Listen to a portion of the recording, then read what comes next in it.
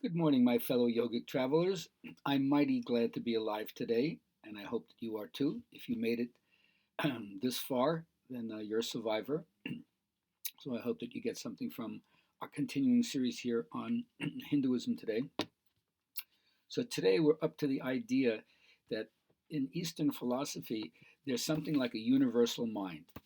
We don't know for sure if this really exists. The closest we can get to it is the collective unconscious, that certain things have been passed on genetically to every human being who has survived up to now through the spermatic and ovarian lineage that has passed on the DNA over millennia. And here we are, right? So there's something that's in a substratum that's way down below. But because in the Western consciousness, we think of consciousness itself as being above board, awareness, we're here, we're clear, but you have to depotentiate the ego, not amp it up, almost even annihilate the ego, get its perspective out of the way, and drop down into the substratum of what is the rock, what is the base, what is the taproot, what is the source of everything. And that's one of the different shifts. We're not just trying to bring it to awareness on the surface, we're trying to plumb the depths like the iceberg and find out that there's something below apparent consciousness. And we can't will it to happen. It has to somehow unfold naturally, otherwise, it's driven too much by the ego. So that's always in the background that we're thinking that yoga is going to help you kind of put a leash on the ego, right? Like I say, Buddha was a master of putting the ego on the reptilian brain, right, on a leash. And you can control those instincts so they don't play themselves out in your daily life. And then you can observe them and drop deep down. Now, I like to think of yoga, of course, as the development of one's awareness of what consciousness is, not just one personal consciousness, but what consciousness is in and of itself, content free. And so, although we talk about individuation, growing into oneself, and integrating all these different aspects of the complexity as they unfold through our lifetime, it's bewildering for us to surrender, to submit, which is another word for Islam, right? Submission, letting go, giving up your ego, your will. We don't like that. We don't like to do that. Even though if we do that, we can contemplate divinity and life in all its wonder and see its beauty. And then our actions within ourselves and how we interact with other people would be radically changed. But we don't think that way. So the ego is diabolical. It clings on. It's kind of the negative principle in the Eastern tradition, right? They don't want it to develop. They want you to efface the ego out. And of course, they have their own life cycle that tells you this is when you're a student, this is when you're a householder, this is when you should pass the baton to the next generation and start preparing for the end of life issues. We're not so clear cut. We have our own version of education, work, and retirement, but it's not hooked into the dynamic of spiritual realization. That's a choice, right? We separated church and state. You don't have to believe anything. You don't have to be involved in a group, even if there's a stigma by not being involved in the group. So society invites you to play a role, whether it's in the East or the West, and you're supposed to believe what you're told, do what you're told, and don't ask any questions. This is not the way, right? You have to really discover what your dharma is and learn to live that. What is the reason why you're here? What's the purpose for your existence? Which, for me, is you learn to find what your gift is, and then your life becomes one of service, and not necessarily renouncing the world, but renouncing the false roles, the unloving roles, and then you identify with the eternal principle that is within you. So this is why they say yoga is the intentional stopping of the spontaneous workings of the mind. And why would we want to do that? Well, the old teaching is that the mind is likened to a lake that has ripples on the surface. And because of the agitation of the ripples on the surface, you can't have a reflection. The clearness of the lake can't show what's around it because of the agitation. And also, if you try to peer beneath the surface of the lake, the agitation of the waves on the top brings up the sediment from the bottom, so it's muddy, it's not clear. So not only don't you reflect clearly what's around you, but you don't reflect what's deeper down within you. And so those are called vrittis, or waves in the mind. And the idea is if you stop those waves so that the surface of the lake, the mental aspect called the chitta of your mind stuff would be quiet, subsided, calm, then it would reflect around you much better, and it would also enable you to see into the depths. So a lot of yoga has to do with like controlling those surface movements, just as we say, the ocean at the surface is wild and tumultuous, but as you further go down, it kind of gets calm and quiet. Remember, stillness collects around. Peace, power collects around stillness. Now, I'm also trying to honor the different teaching influences that I've had in my life, and one of them has been one of the real rebel teachers. Used to be called Sri Bhagavan Sri Rajneesh, and then his name became Osho. And one of the things that he did that I liked, separate from other things, of course, that he did that I didn't like, was he remind you of the constant split that we have in our country between thinking and feeling. And our society is in a collective madness. We're in such denial about so many things that are going on in life, about the planet, in politics, in the inability to connect to people in our own culture. So you could say society is a disease that needs to be treated. And from the yoga point of view, meditation is one of the treatments. Sitting down, being still. And even if there's conflict in existence, the idea is to find your center, because the real remains in the center, not at the periphery. And again, effort is for the periphery. The center is already still. So the idea is, how do you find the center? You don't have to make it still. It already is still. Can you get still? And meditation is another way you could say of your capability of observing your ego. Observe your ego. A lot of people don't want to do that. But here's the thing, of course, that has really connected to me, and my students will remember, I'm always pushing the idea of groinal effervescence, the kundalini, they say, the dormant potential of your own nervous system, the spiritual gasoline. It's blocked in your pelvic area, in the second chakra.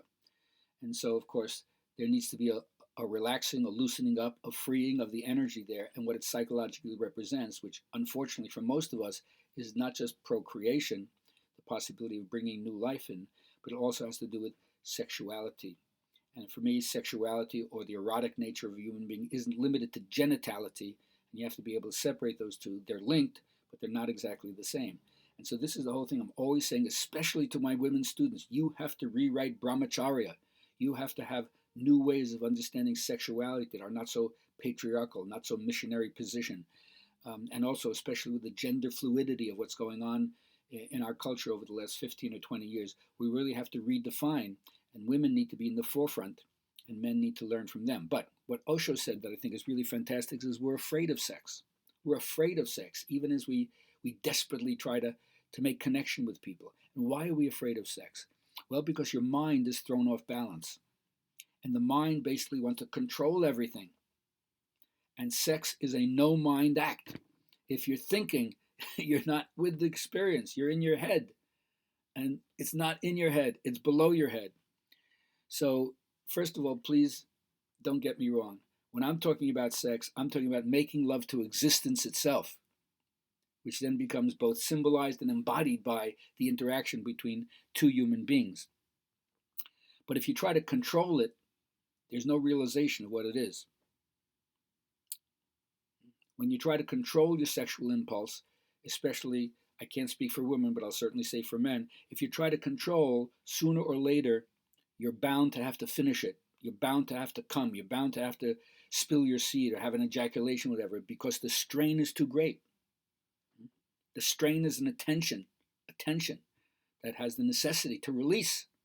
And I'm not saying there's anything wrong with releasing, but the controlling part of it is where you realize it's a no-mind act. You got to get out of your head. And most people are afraid of letting their body move that way, letting that feeling, especially the pleasurable feeling, which sometimes people have been trained to be anxious about experiencing their own pleasure, so they stuff it down.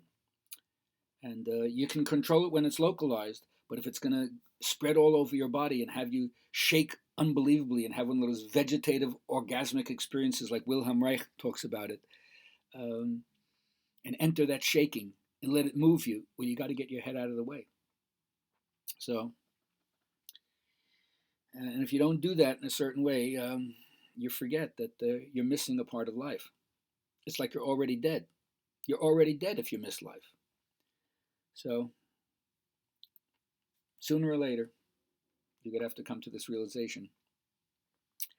So don't hanker after sex. If you're hankering after it, you know it's in your mind. And your head wants to be the master. Your head wants to control. It doesn't want to give itself up, right? You know, the head is afraid that the heart will give away the whole store. And so this is not a reasoning or a mental process. So I love his teachings that force you to confront that part of you that you'd rather control, put it on a bridle, you know. And I always say that it's connected not only to genitality, but to love in general. And that most of us douse ourselves down because we don't want to feel how much love we have. We cover ourselves with spiritual asbestos so we won't burn up with all the love that we have. But then nonetheless, that being so, it still doesn't take away from the fact that yoga is a teaching that wants you to at least balance going within, if not fully go into the introspective, self-reflective way of doing things. And so a couple of stories to remind you of that. Shiva, the great god,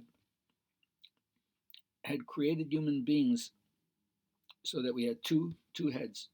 One was the human head and one was the divine head. But for whatever reason, human beings, as they often do, they pissed off the deity. And so he said, I am going to withdraw their divine head from them. And so he called all the gods and goddesses together and said, all right, listen, the human beings have messed up. We're going to sanction them, and we're going to take away their divine head. Now, where are we going to hide it? All right? So he opened it up to the group. Anybody have some ideas? Parvati? Why don't we hide it in the highest mountain? Says, no, you don't know. These are human beings. They're going to climb Mount Everest. That's not good. Anybody else? Indra, what do you say? Down at the bottom of the ocean. Oh, come on. These are human beings. They're going to create submarines and bathyspheres. They're going to go all the way down to the... No. Anybody else? Yeah. Rudra, what do you say? How about on the moon? Oh, my God. The moon. You don't know. These are human beings. They're going to go out into space. Forget it. You guys are no good. I'm going to meditate. I got it. All right. We're going to hide it inside themselves. They'll never look there. You got it? Or, same idea, different take on it. One day, there's a musk deer who went to his granny and said, Granny, I'm experiencing this marvelous smell. Where is it coming from? Oh, you're experiencing the smell, are you? Well, why don't you go to all the furred creatures and find out if it's coming from the four-legged ones? So the musk deer went out into the forest and sniffed a badger and sniffed a wolf and sniffed the buffalo and sniffed everything that had four legs and fur and came back and says, Granny, it's not coming from them. Well, why don't you go to all the feathered creatures? Find out if it's coming from the winged ones. So the musk deer went out and sniffed the jaybird and sniffed the raven and sniffed the crow and sniffed the bluebird and the cardinal and came back and said, Granny, it's not coming from them either. Why don't you go to the finned ones and find out if it's coming from our brothers and sisters who are in the water? So the musk deer went from to the granny to the lake and sniffed the frog and sniffed the pike and sniffed the yellowtail and sniffed the mahi-mahi and everything. Came back, Granny, it's not coming from the finned ones. And Granny said, not from the feathered, not from the furred, not from the finned. Why don't you smell your own belly button? And the musk deer did and said, it's coming from me. It's coming from me. Well, now you know it's coming from you. Right? And tomorrow we'll take it up a little further.